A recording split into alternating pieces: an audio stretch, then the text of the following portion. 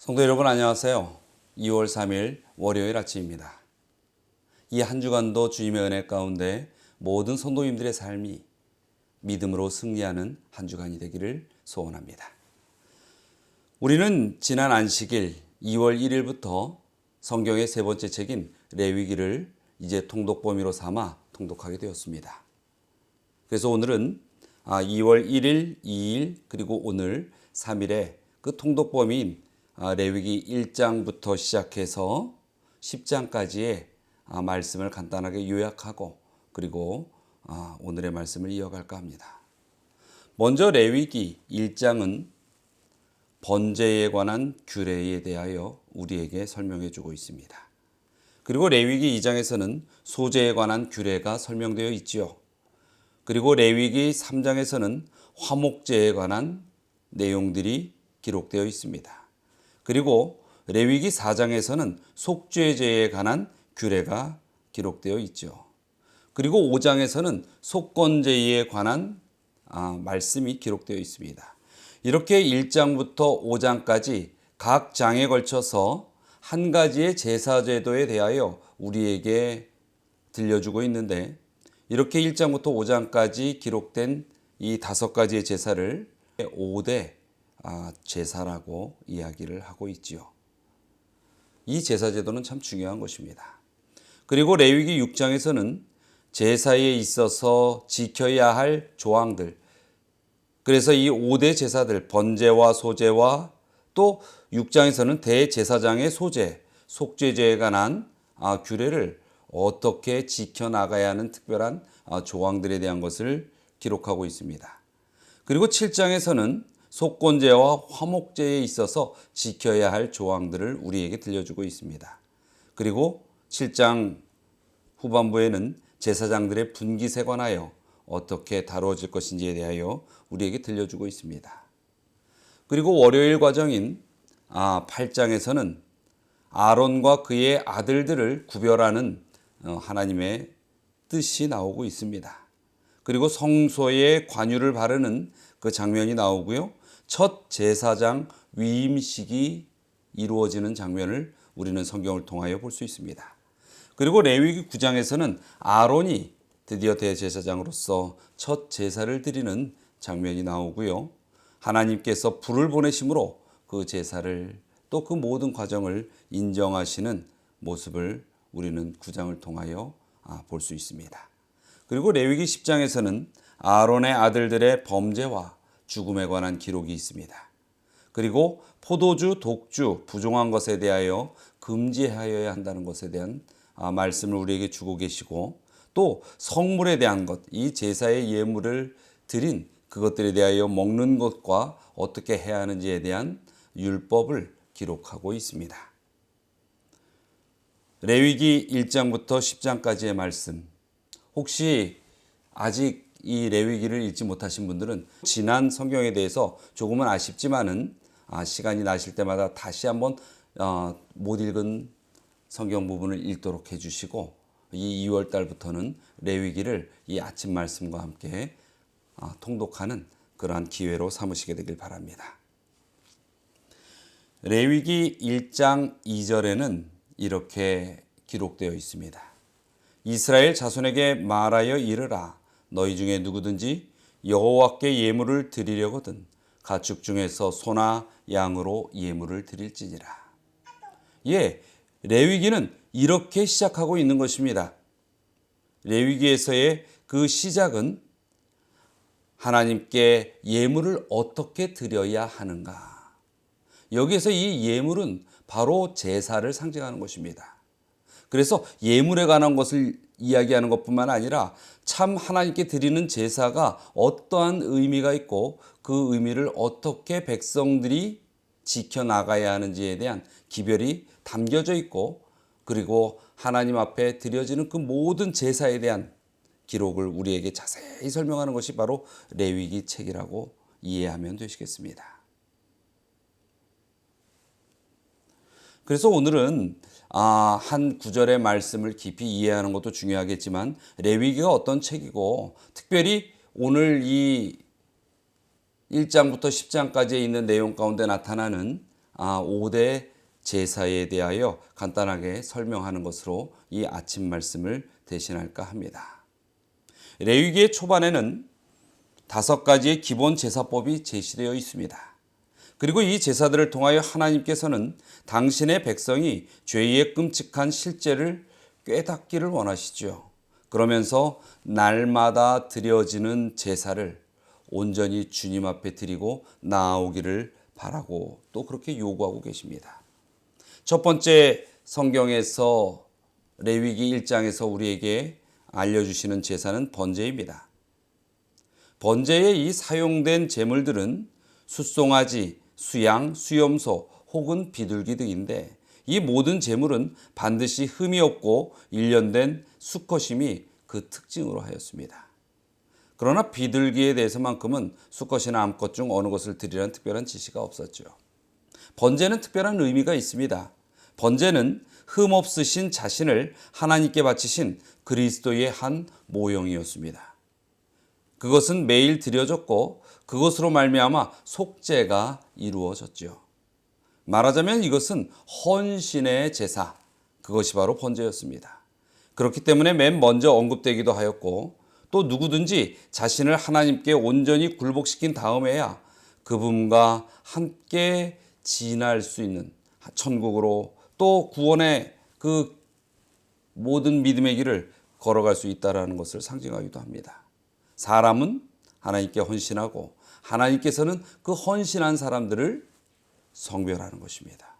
이것이 번제의 의미이고 취지라는 것을 기억하셔야만 합니다.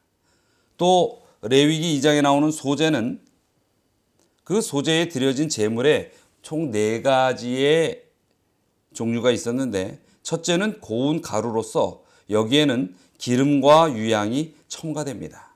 그리고 두 번째는 누룩을 넣지 않고 고운 가루에 기름을 섞어 만든 무교병이었는데 이 무교병을 만드는 방법은 화덕에 구운 것과 번철에 이렇게 붙인 것 그리고 솥에 삶은 것 이런 3종류가 있었다고 합니다.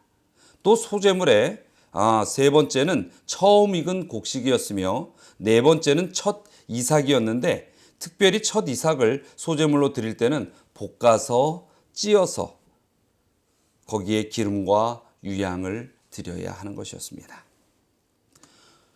이 번제가 그리스도의 죽음을 표상하는 것이라면 소제는 그분의 삶을 표상하는 것입니다.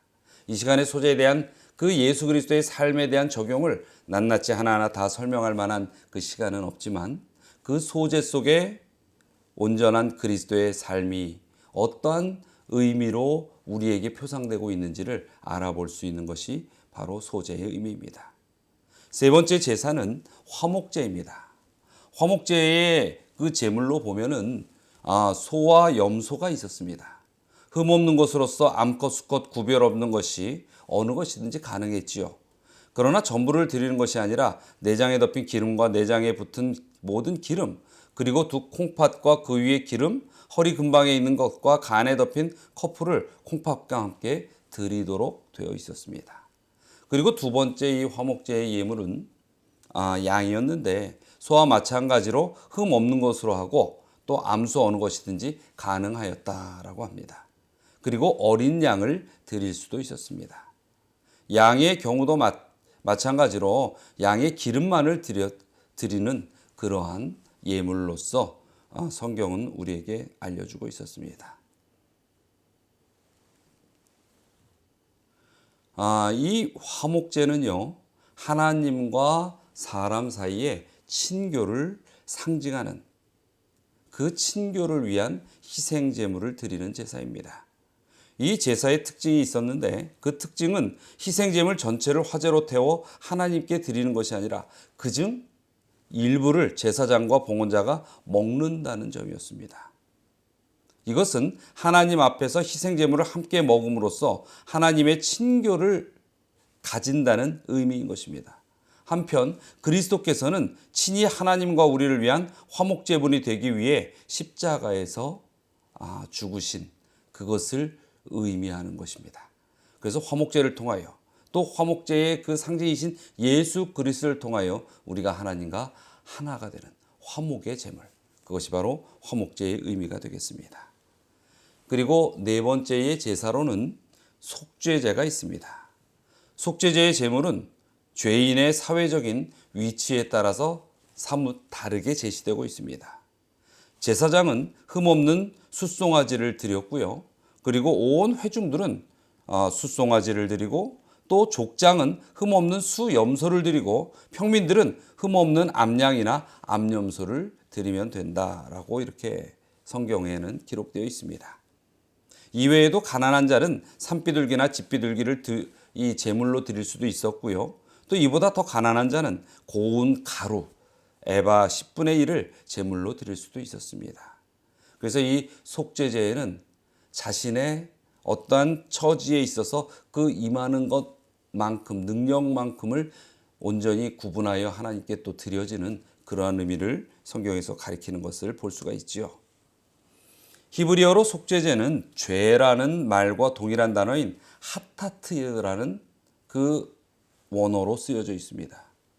이것은 두 말의 관계를 잘 나타내는 것으로서 속죄제를 드린다는 것은 이미 죄를 범했음을 전제하고서 그 죄를 지으면 반드시 속죄제를 드려야 한다는 사실을 제시하고 있습니다. 속죄제는 특별히 구체적으로 죄인을 대신해서 십자가에 달려 희생되시는 그리스도를 표상합니다.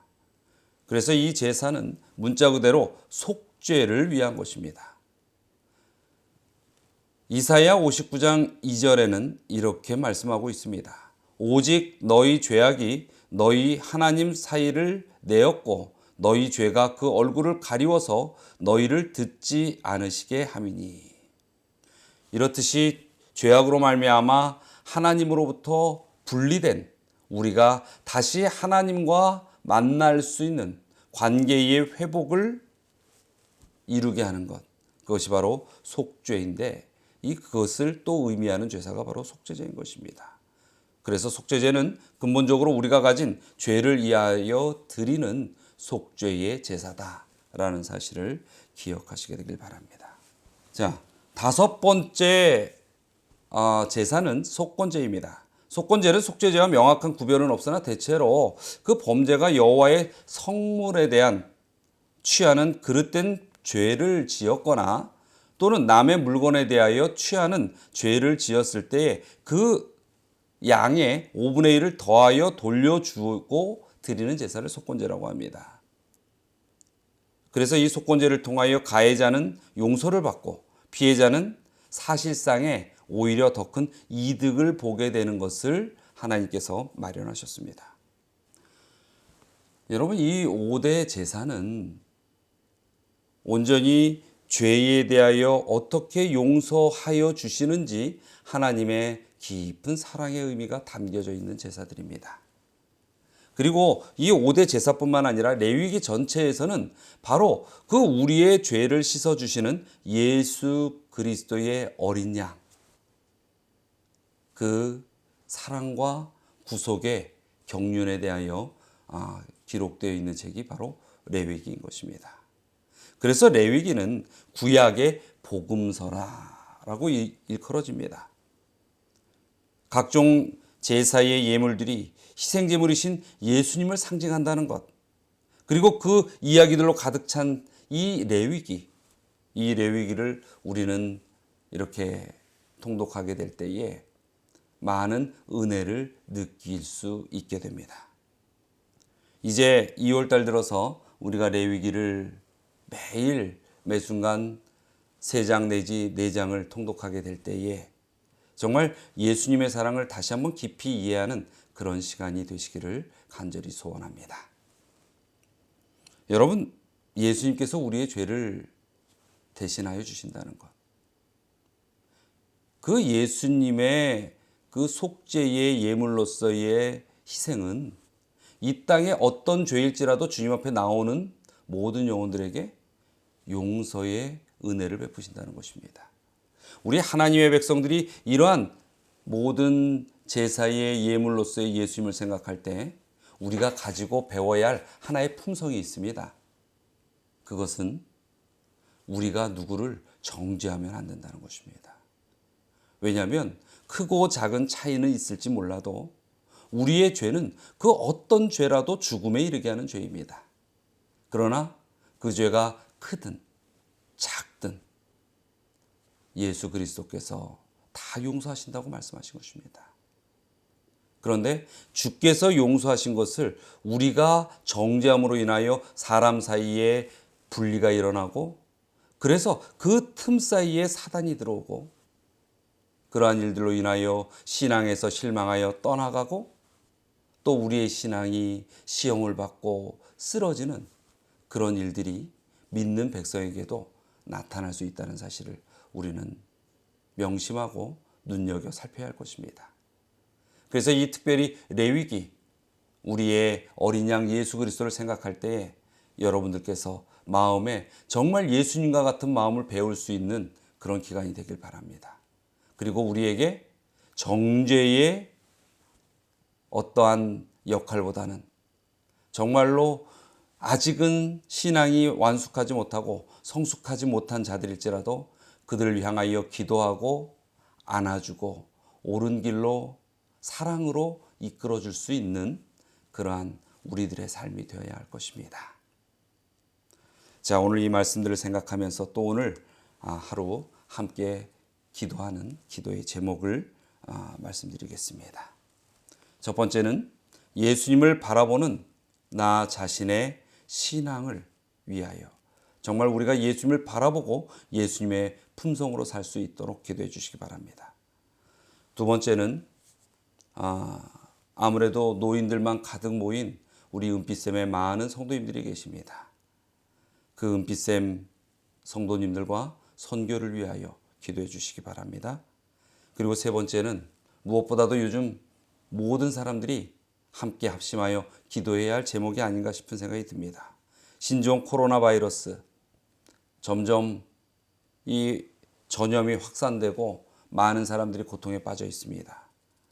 그래서 이 바이러스의 기세가 좀 빨리 꺾일 수 있도록, 또 그 전염 확산이 좀 방지될 수 있도록, 또 이미 그 질병에 걸린 이들은 속히 회복할 수 있도록 이 일을 위하여 기도해 주실 수 있는 우리 모든 성도님들이 되시길 바랍니다. 다 함께 기도하시겠습니다. 사랑과 은혜가 많으신 하나님, 진정 저희를 위하여 희생 제물로 이 땅에 오신 예수 그리스도의 사랑을 저희들이 간직하며 살아갈 수 있게 하여 주시옵소서. 그러므로 저희가 주님 안에 사랑을 나누고 연약한 자들에게 온전히 그리스도의 사랑을 함께 전할 수 있는 그런 생명의 백성이 되게 하여 주시옵소서. 또 저희 교회에 은빛샘 교회가 있고 곳에 많은 주님의 사랑하는 백성들이 있습니다. 그 어르신들이 육신의 어려움을 당치 않게 하여 주시고, 진정 그 은빛샘 선교를 통하여 믿음이 자라나서 온전히 하늘까지 이르는 구원의 백성이 되게 하여 주시옵소서. 지금 전 세계가 신종 코로나 바이러스로 인하여 신음하고 있습니다. 이러한 일들을 통하여 정말 인간의 나약함이 얼마나 큰지 다시 한번 깨닫게 되는 그러한 상황입니다. 아버지여, 이러할 때에 우리의 인생의 연약함이 부질없음을 깨닫고 모든 사람들이 주님을 바라볼 수 있게 하여 주시고, 또 아픈 이들에게 신속히 쾌유할 수 있는 힘을 부어주시고, 또 이 질고로 인하여 더 많은 사람이 어려움 겪지 않도록 그 확산을 온전히 그치고 막을 수 있도록 주의 능력이 함께하여 주시옵소서. 오늘 하루도 주님 안에서 우리 주님의 모든 백성들 승리하는 삶을 살도록 인도하여 주시고, 육신의 강건함 또한 안전하게 지켜주시길 바라며 예수 그리스도의 이름으로 기도드리옵나이다.